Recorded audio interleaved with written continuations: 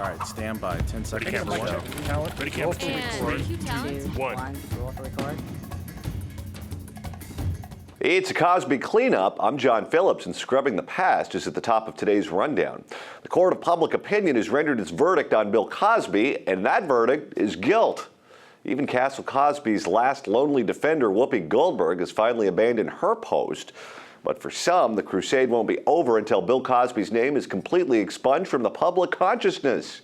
Reruns of The Cosby Show have been pulled. His bust has been booted from Disney World's TV Hall of Fame Plaza after a petition drive. There's another petition to revoke his Presidential Medal of Freedom, and even a movement to chisel a star off the Hollywood Walk of Fame. This is oddly similar to the Confederate flag flap. How's that for alliteration? How far is it reasonable to go to scrub the existence of those we decide at a later date behave badly? And why are people like Michael Jackson or Roman Polanski, who arguably did even worse things, still beloved and revered while Cosby is excoriated? Is it ever a good idea to wipe the memory of someone of significance, either historically or culturally, because of a latter moral judgment? Joining me to talk about all the controversy is author and political satirist Scott Ott. He's at his home studio in Dallas, Texas. And joining me here in Hollywood, well, actually, we're not in Hollywood, but Hollywood's more of a state of mind. We're in Los Angeles. Yes. Stephen Kruiser, stand-up comic, PJTV contributor. All right, let's start with Whoopi Goldberg, because Whoopi Goldberg was Bill Cosby's most vocal supporter. She did it on The View, which is a daytime talk show that women watch, where she sat there and defended an alleged rapist. Why do you think Whoopi finally changed her tune? I think, as you alluded to when we were talking before, it was probably because she hosts a show for women and probably got a very good talking to from her producers. That's probably why she changed her tune, because Whoopi has a history of defending unsavory characters along the way who she's befriended, and I can't believe that she just suddenly abandoned that principle. So she probably there was probably a good finger wagging about, you can't go out and do this right now. And that to me, that seems the only plausible thing, because Whoopi isn't known for waffling. Yeah, I think the dreadlocks are pretty tight on that head. Yeah. She says some interesting things. You can see him right there. Scott, I don't think any of this would have happened without the comedian Hannibal Buress talking about Bill Cosby in his act, because a lot of the younger comics don't like Bill Cosby because Bill Cosby spends a lot of time lecturing them about what type of material they should do, what words they should or shouldn't say. And Hannibal Buress said, you know what, I'm tired of being lectured to by this guy who I think is a rapist. In fact, we have the clip. Let's go ahead and take a look. I don't curse on stage. Well, yeah, you're a rapist, so it'll take you saying lots of on Bill Cosby himself if you weren't a rapist. Started the dominoes, Scott. What do you make of that?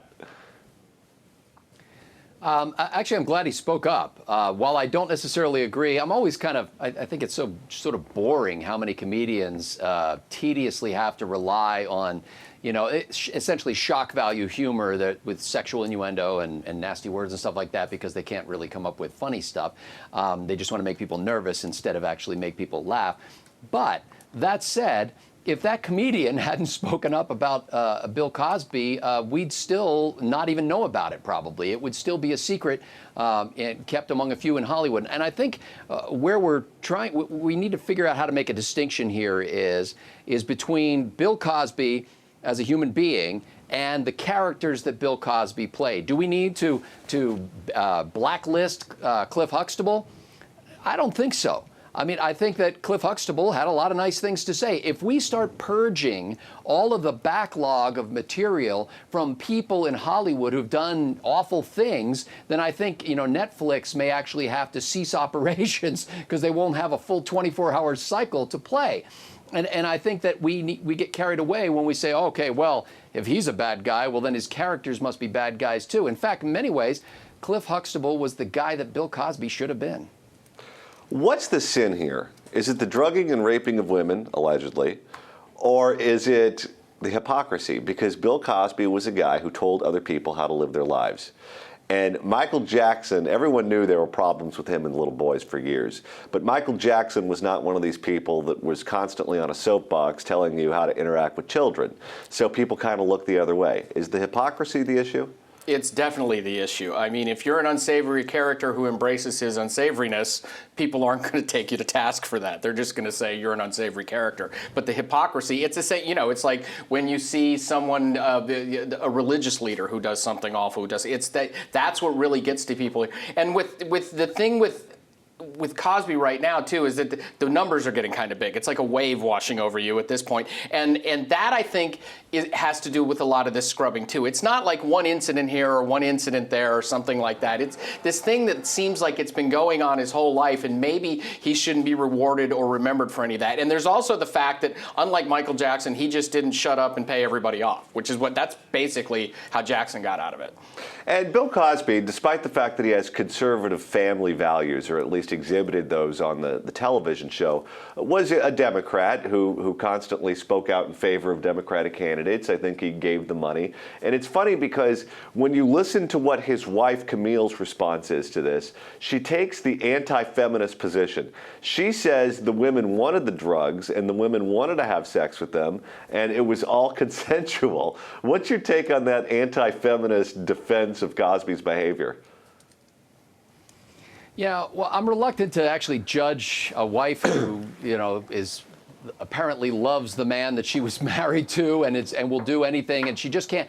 You know, you can't understand this unless you're actually in the situation of what a shock it must have been to her system, assuming she wasn't in on it all along. You know, the real irony here, and you talk about how he's a Democrat and is the fact that Bill Cosby, if he had played a character in a movie who drugged women and had sex with them, he could win an Academy Award for that. It's the problem. The problem is he didn't do it on the screen and let the rest of us watch. He did it in the privacy of, hotel rooms. There's another thing that we're talking about, the scrubbing of all of this. I think one of the big factors here is you mentioned the court of public opinion at the top. Well, in the modern media era now, with so many people getting their news on Twitter, so many people getting their news from alternate news sources too, not just the news, not just newspapers, it's the court of public opinion is much more populated than it used to be, and it's easier to get news, disseminate news to the court of public opinion. And the emotions get rawer quickly, and I think that plays into a lot of it right now. I think that the fact that news things like this are allowed to escalate a lot more. I think I don't think this would have done anything for Roman Polanski back in the day because he was protected by Hollywood, and it was supposedly one incident. But here's a question that you're a unique person to talk to about it because you live in both worlds. From my experience, people who are politicians who are successful in that world, or people who are actors who are successful in that world, or I'll even throw in businessmen at the top of their game. They're huge consumers of life. They consume a lot of food, they consume a lot of booze, they consume a lot of sex, they consume a lot of everything. And because they make so much money for everyone around them, they're emboldened, and people not only become their enablers, but people cover up their messes. Is that what happened here, where he was worth so much money to so many people that people knew about this, maybe even his wife, for years and years and years? But since everyone was getting paid and everyone was looking at this guy like he was their meal ticket, they just swept up the mess. There's been some anecdotal evidence so far that was going on at NBC in the 80s, that a lot of people at NBC knew about it. There was a guy with a suitcase full of cash that would pay people off who worked for NBC. Speaking of cash, he was the cash cow at NBC then. So he was being insulated by people very high up in the business at the time. So yeah, I think there's a lot of that at play now. I mean, yeah, when you get more people around you, and the bigger buffers you can build. I mean, God, look at Bill Clinton. Well, Michael Jackson. Yeah, when you get that many people running interference for you all the time and manipulating the media. But there's so many factors at play here right now. But in the end, I don't think it's wrong to start removing things like this. I don't think it's exactly like the Confederate flag thing. I think when you find somebody who's done something heinous in the past and they've been celebrated for being something other than that for a long time, it's okay to undo the celebrations. You know what, though? And maybe this is just, I don't know, this is a me thing, Scott. But there are a lot of people in Hollywood who I disagree with politically a lot. And I just told myself after a certain point, you can't hold their politics against them when you're deciding what movies to watch or what TV shows to watch, because if you did, you'd never watch TV, you'd never watch the movies. So I just have to separate those two worlds entirely. Is that a healthy way to live? I think so, and you know, it's was it Ann Coulter who said "shut up and sing"? I mean, that's all I want from these Hollywood stars. Is I think it was Sean Penn was in the remake of Secret Life of Walter Mitty, I believe, and I thought he did a terrific job with that character.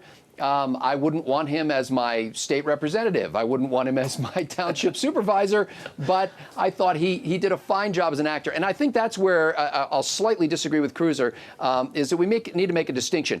Should the Bill Cosby bust come down that says Bill Cosby on it? Yes. Should the star that says Bill Cosby come down at the option of the local private business that owns that? I would say, yeah, that's a good idea to get rid of that. Should Fat Albert never rerun again? I don't think so, because that's, you know, there's a difference between the character he plays. He's a hypocrite. He's an actor. That's literally the Greek word. Upokrites is the word that we get actor from. He's a hypocrite. And I think having those characters conveying good messages is a valuable thing to keep around.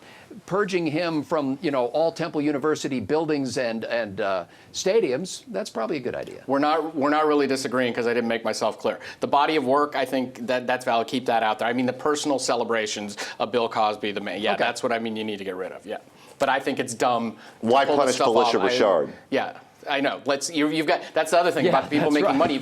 You got people farther down the food chain who are still getting royalty money off of Cosby reruns and residual money. I mean, and they should still be allowed to get that and not be punished for the man who's already got enough money. All right, Stephen Kruiser, you get the last word. So what do you think? Should Cosby be scrubbed? Let us know your thoughts in the comments section below. I'm John Phillips. Thanks so much for watching The Rundown.